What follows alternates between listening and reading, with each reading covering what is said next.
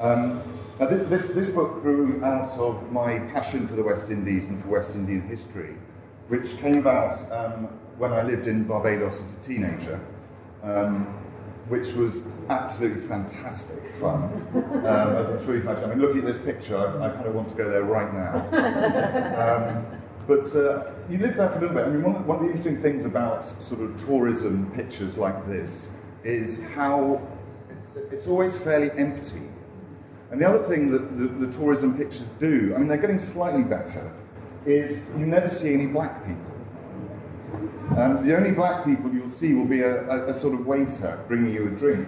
I mean, there's this, what they're selling, of course, is this sort of fantasy of an uninhabited paradise island.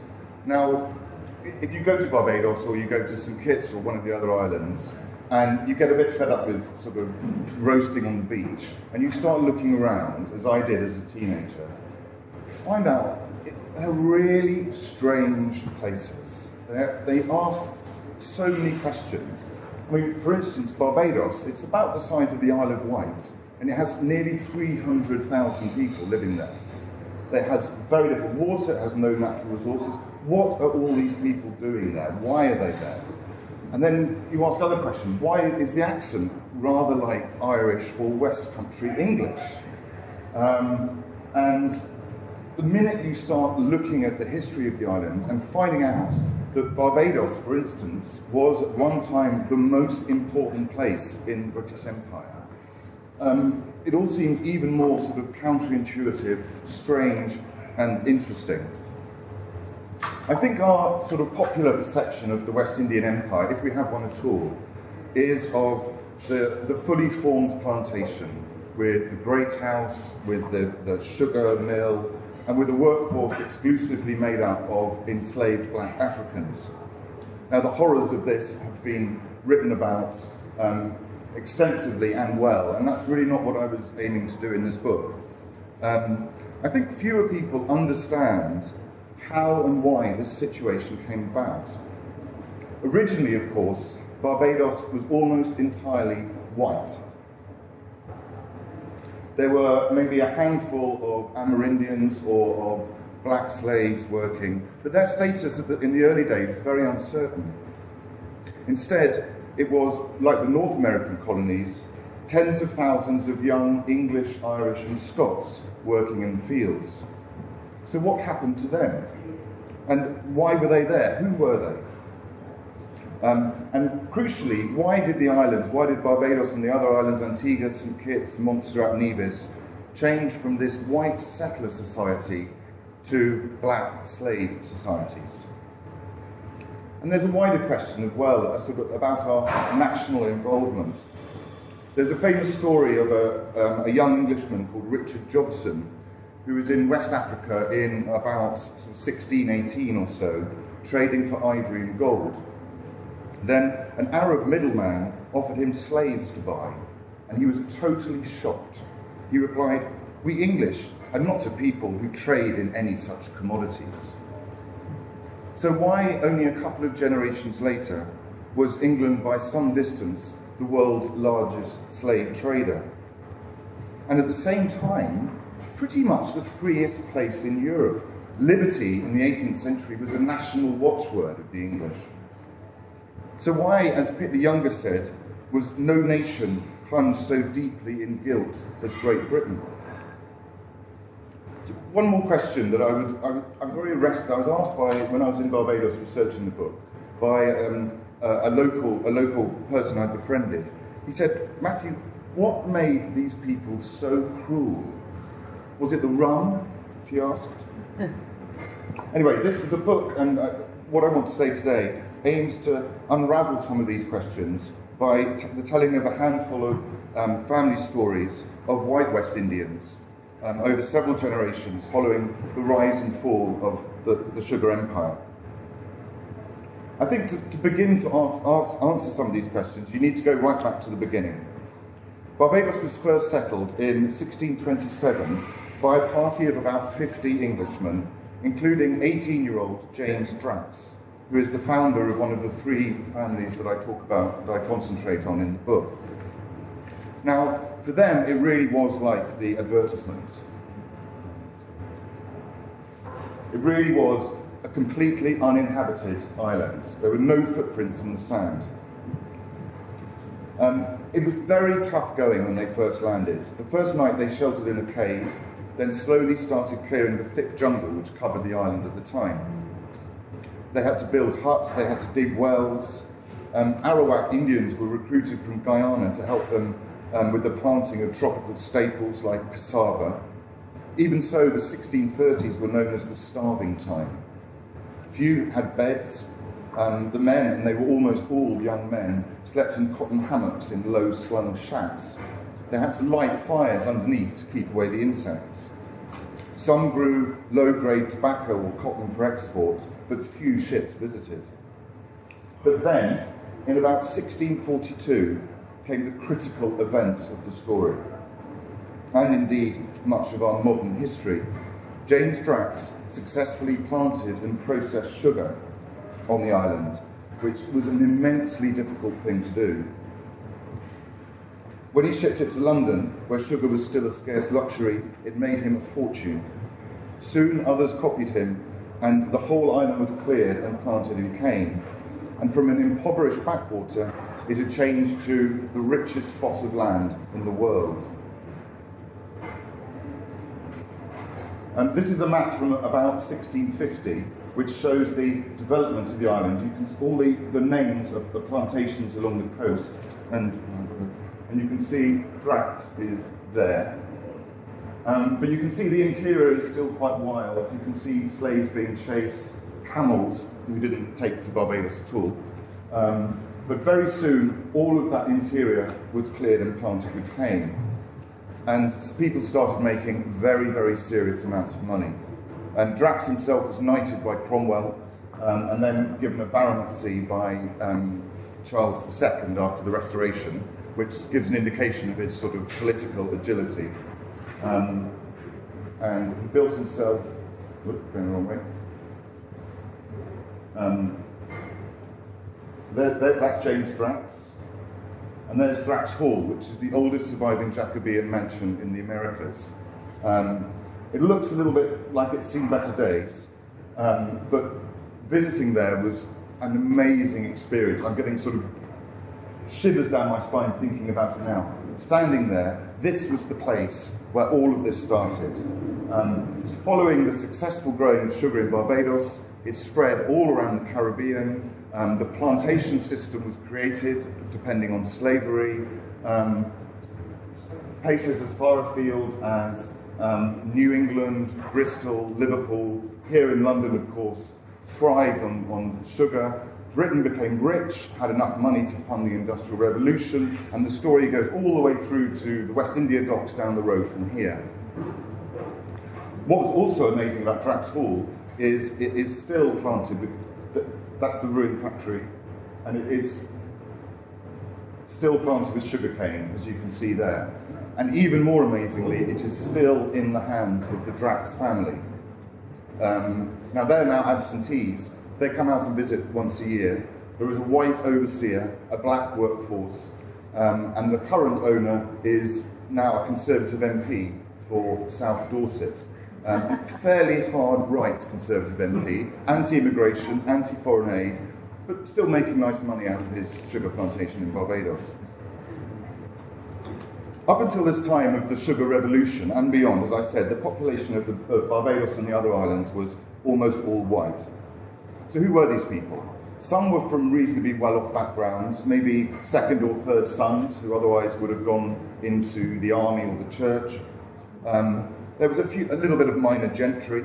During the second half of the Civil War, a number of rich cavaliers turned up in Barbados when their cause failed at home. But the majority were from the rural poor, particularly from the West Country and East Anglia. The West Indies held out the promise of freedom and opportunity for social mobility unknown in Europe. But it was an immensely brave decision to undergo the dangerous adventure of emigration. Many of the early European settlements had been destroyed by starvation, attacks from the Spanish, who in theory owned this part of the world, or literally consumed by the fearsome Carib natives. A story in circulation held that the Caribbeans had tasted of all the nations that frequented them, and affirmed that the French are the most delicate and the Spaniards hardest of digestion.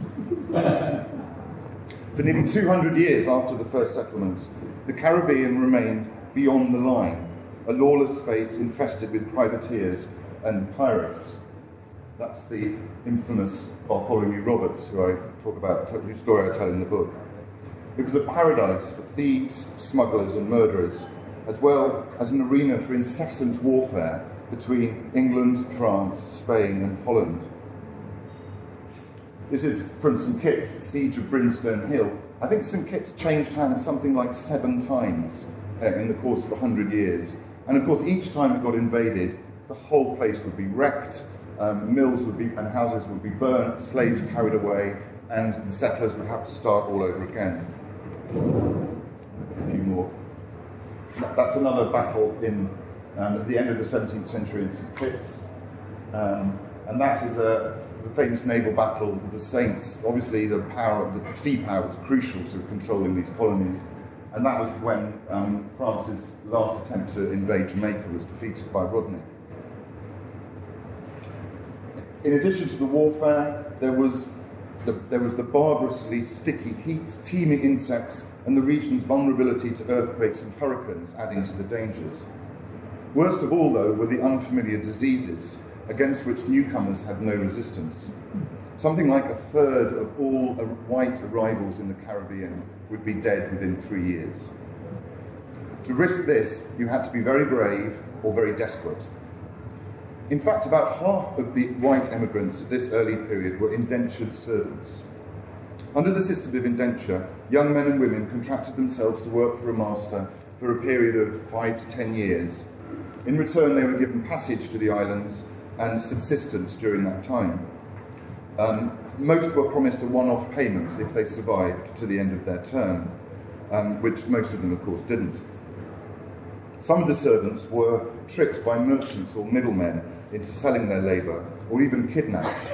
To be Barbados in those days had the same meaning as to be Shanghaied in a later time.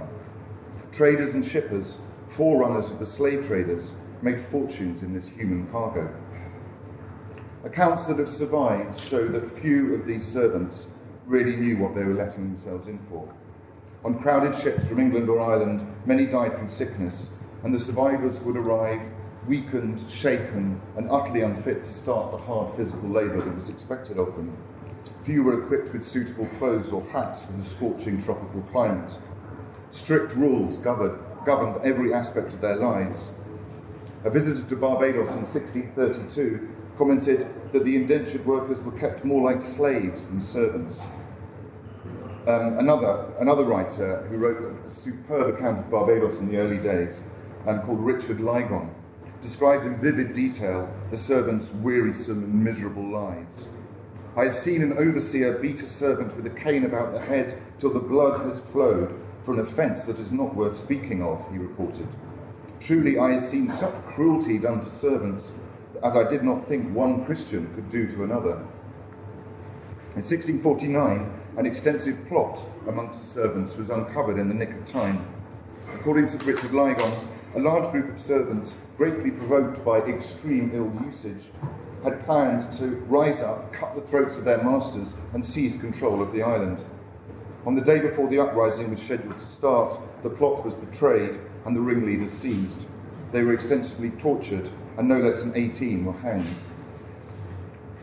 When reports like this of the treatment of servants and the terrifying mortality rate reached the British Isles, the stream of willing migrants dwindled quickly. Their numbers were now replaced by forced deportees. The earliest theorists of colonialism had seen overseas settlements as outlets for surplus population, particularly lewd and lazy fellows who otherwise might provide fuel of dangerous insurrections. From the earliest days, Barbados had received its fair share of forcibly deported prisoners of war, vagrants and criminals. This ballooned during the Civil War, when as many as 12,000 were sent to the West Indies by the Roundhead regime, including Royalists, Irish and Scots, prisoners of war, as well as parliamentary radicals such as levellers and diggers. Cromwell found he could sell his prisoners of war as servants in Barbados, and thus rid himself of potential enemies while clearing a very nice profit. After 1655, Cromwell instigated a policy of offering criminals who had been condemned to death a reprieve if they went overseas, particularly to Jamaica. And this greatly increased the flow to the West Indies of felons condemned to death, sturdy beggars, gypsies, and other incorrigible rogues, poor and idle, debauched persons. In a fit of Puritan zeal, 400 women from the brothels of London were rounded up and shipped to Barbados in order that by their breeding they should replenish the white population. A visitor to the island in around 1650 commented, not without reason, describing Barbados as the dunghill whereon England doth cast forth its rubbish. Anyway, it was a long way from the boldest and best of imperial myth. But however lowly his beginnings, a white emigrant could still make it big in the West Indies. Ligon commented how some who had arrived with virtually nothing are now risen to very great and vast estates. One of the families that I look at in the book is the Beckfords. Peter Beckford started out as a lowly rancher in Jamaica, but by his death owned much of the island's richest land. His son, another Peter, was the main inheritor, and the inventory of his possessions made after his death gives a vivid indication of his eye-popping wealth. He had plantation after plantation, something like 2,000 slaves, and in all worth something like £300,000. His son, William, built a lavish, stately home in Wiltshire, which you can see there. He was twice Lord Mayor of London, and on his death in 1770 left his son, William, another William, over £1 million, making him the richest commoner in Europe. His life almost instantly descended into disgrace. Most of the money was spent on a crazy Gothic fantasy cathedral at Fonthill. Indeed, as early as 1650, only a few years after the Sugar Revolution, the richest planters were leading lives of extraordinary luxury and decadence. With overseers or managers to run their plantation, they led pleasant lives, making frequent visits to each other and endeavouring to outvie one the other in their entertainments. That's another very early Barbados house in slightly better condition than Drax Hall. Richard Ligon writes about a feast. He went to James Drax's for a feast, and it's one of the most extraordinary meals that I've ever heard described.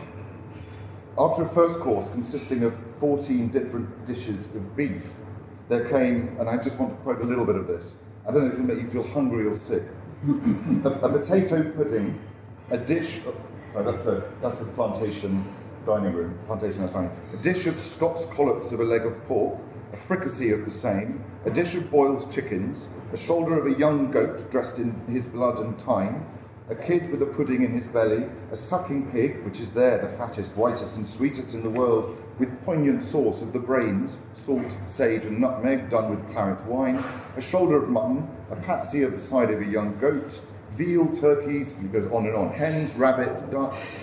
And then there was another course, which had bacon, oysters, tongue, and then there's cakes and custards, all of course washed down with gallons of French and Spanish wine, English beer, sherry and brandy. All of this at lunchtime in the hottest time of the day in the tropics. Neither was expense spared on clothing. A French priest who visited Barbados in the 1660s found that ladies and young women as well dressed as in Europe. Unhappily for the ladies, it was a time when the fashion in England was for heavy, richly decorated fabrics worn over an intricate architecture of corsets, other wide supports, and layers of petticoats. It was all vastly impractical, uncomfortable, and even unhygienic.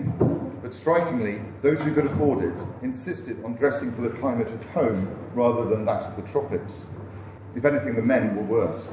One doctor was concerned and wrote he had seen many men loaded and almost half melting under a thick rich coat and waistcoat, daubed and loaded with gold, on a hot day scarce able to bear them. Importers of fancy handkerchiefs, gold rings, gloves and ornate hats were now making a fortune. But not everyone benefited from the Sugar Revolution. While the rich gorged themselves, the slaves and poor whites never had enough to eat. The only time they had meat at all was if a cattle had died of disease or old age. Some planters imported salted fish of the lowest quality from Europe or North America, but the staples were cassava bread and a porridge-like mush made from Indian corn. Although they could not afford the imported wines and spirits of their masters, the poor shared the rich English expatriates' weakness for massive alcohol consumption. It was said that on founding a colony, the first thing the Spanish built was a church, the Dutch a fort, the English a tavern. Although, of course, rum came to dominate, they also drank mobby, made from sweet potatoes mashed and fermented, and perino from fermented cassava. This drunkenness contributed to the Barbadians' reportedly tempestuous and quarrelsome natures, as well as to their poor health. Life expectancy at birth in the 17th century in England was about 35. In the West Indies, it was about 10. While in New England, transported English folk could expect to live longer and produce more offspring than in England, in the West Indies the reverse was the case. In one parish register, there were recorded 4 times as many deaths as marriages during the 1650s and 3 times as many deaths as baptisms. Only a third of marriages left surviving children. So, family life, which sustained society in England and in North America, was almost impossible in the West Indies. The risk of early death dominated everything, contributing to the settlers' fatalism, fast living, and callousness.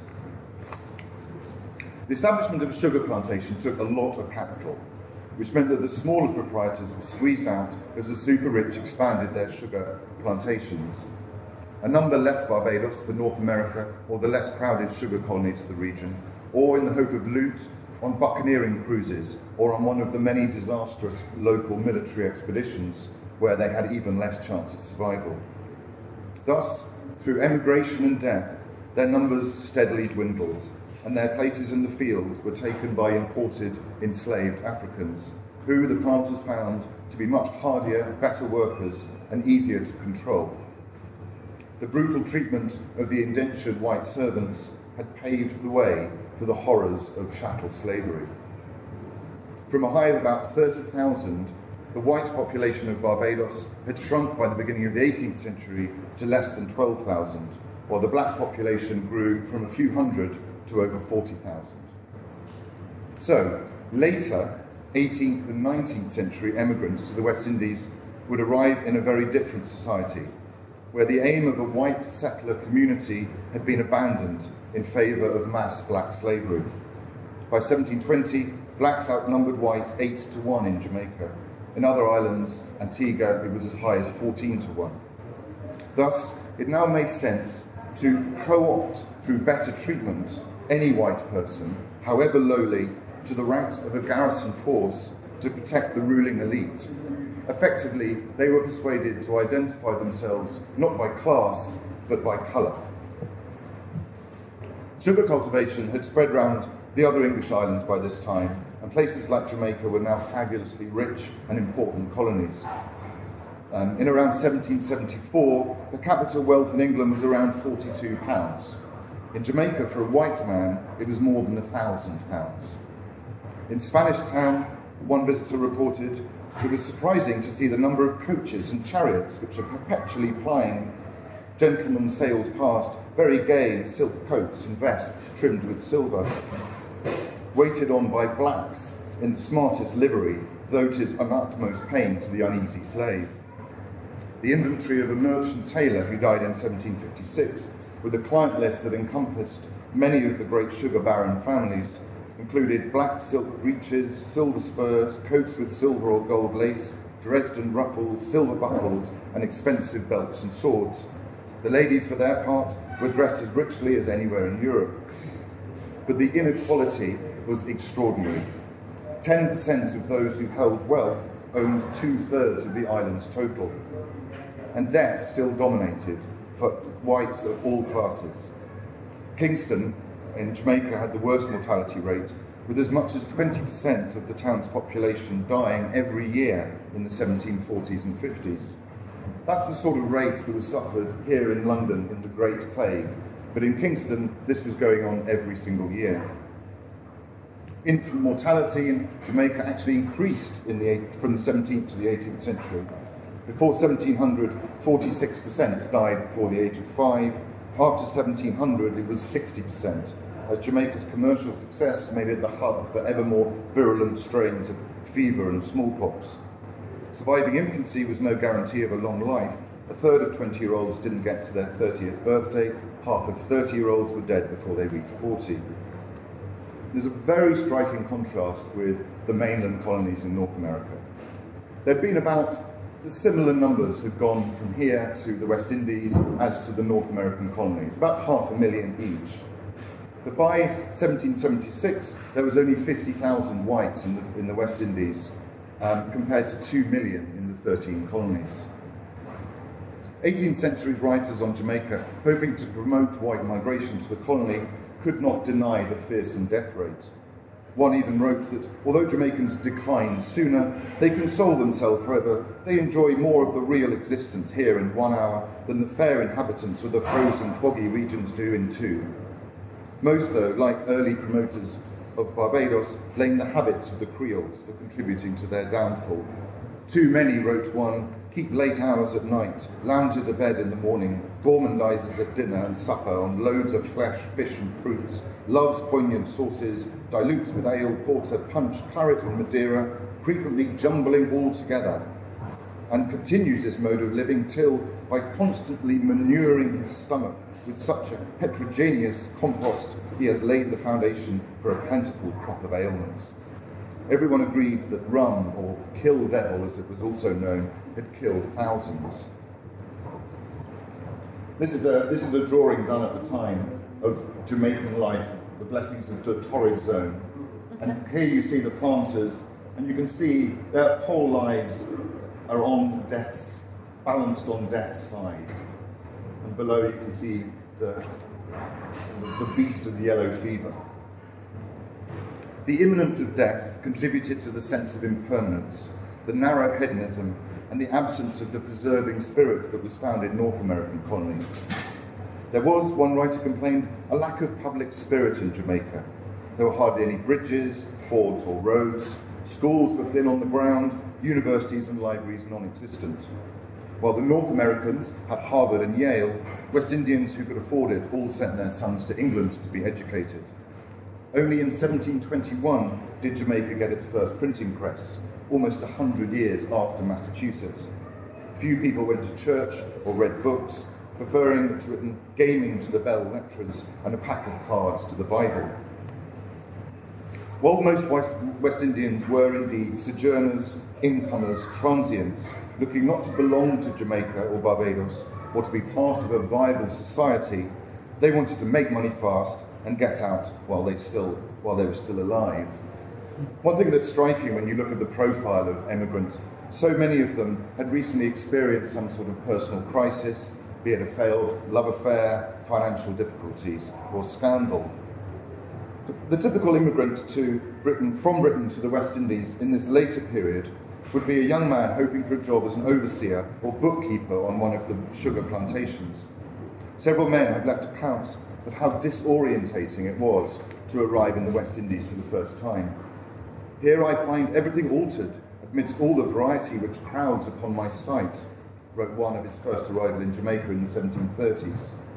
In a book of advice for newcomers to Jamaica, published later in the century, an old planter hand warned, when you get to Kingston, if you have 5 more senses, they will all be engaged. The compounded stench, the intense heat, and the horrid scene of poor Africans, male and female, busy at their labour, with hardly rags sufficient to secret their nakedness, will affect you not a little.